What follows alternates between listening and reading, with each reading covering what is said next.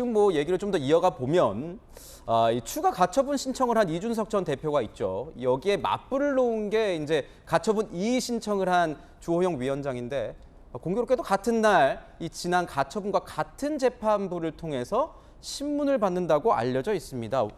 자, 전주 의원님께 오늘 많이 여쭤보게 되는데 뭐 어떻게 되는 겁니까? 기피 신청을 국민의힘 입장에서는 뭐 생각을 하고 계신 건지 일각에서는 여전히 뭐 이준석 대표에게 전 대표에게 유리한 것 아니겠느냐 뭐 이런 얘기도 나오거든요. 뭐 이의 신청은 그 가처분 결정을 한 재판부가 이제 하는 거라 네. 이제 그래서 또 그 같은 재판부에서 할 수밖에 없는 거고요. 또 뭐 추가 가처분 역시 마찬가지로 또 그 같은 재판부가 이제 하나밖에 없어요. 남부지법에 하나밖에 없어요. 예, 그 네. 신청 사건 재판부가.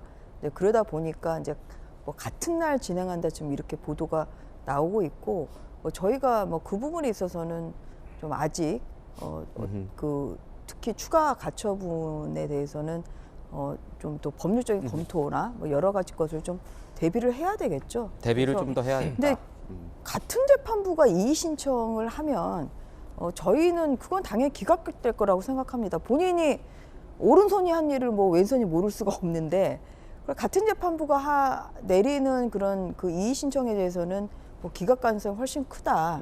이제 그렇다고 하면 뭐 상황을 봐서 뭐 항고 여부를 좀 결정을 할 수 있겠죠.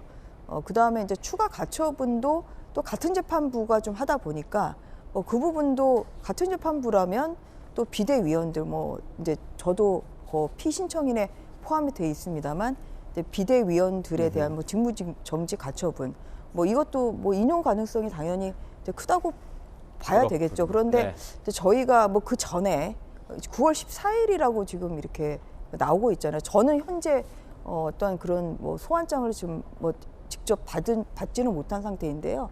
근데 9월 14일이면은 그러니까 저희가 그 좀 일정의 그 좀 계획대로 새로운 비대위가 출범을 한다고 하면 네. 그 전에 현재 비대위는 또 해체가 되기 때문에 뭐 그런 또 14일에 좀 추가 가처분에 대한 뭐 심리는 사실상 실익이 없어지는 상황도 상정할 수 있다 이렇게 생각합니다. 그렇군요. 자, 가처분 폭탄으로 시끄러워진 이 여당을 뒤로 한 채 유유히 순회 중인 사람이 있습니다. 이준석 전 대표인데요. 어제는 대구 방촌시장을 방문했다고 밝혔습니다. 자, 서문시장은 얼마 전에 윤석열 대통령이 다녀갔죠. 거기가 아니라 이번에는 방촌시장을 방문해서 시민들과 대화를 가졌다고 하는데 이준석 전 대표, 자, 윤 대통령이 다녀가셔서군요. 자, 정치적 오해를 살 수 있어서 난 방촌시장에 왔다. 왜 다들 못 잡아먹어서 안달인지, 만약에 계속 난리를 치면 내가 서울로 올라갈 수도 있고 가만히 놔두면 대구에 있을 것이다. 이렇게 얘기를 했습니다.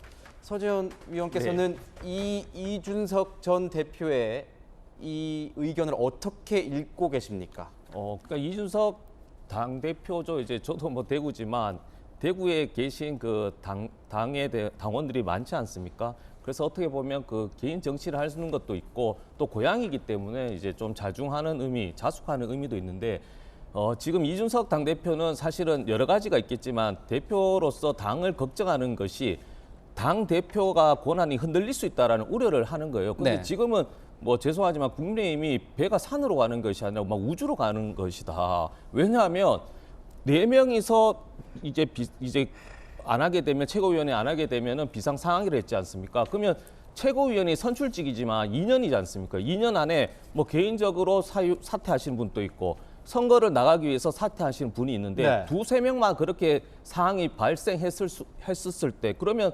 당대표와 의견이 다르다고 해서 한 명을 가지고 또 정치적 논쟁이 있을 수도 있고 또 하나 더 말씀드리면 당대표 입장에서는 예를 들어 뭐 최고위원이 우리가 솔선수범해서 내년 총선에 우리가 다 나가지 말자라고 했었을 때는 그건 당을 위한 것이지만 최고위원 그들만의 리그에서는 이게 비상 상황이거든요. 그러면 그렇게 됐을 때는 선의의 당대표의 입장이 어떻게 보면 네 명의 그 어떤 무리죠, 무리.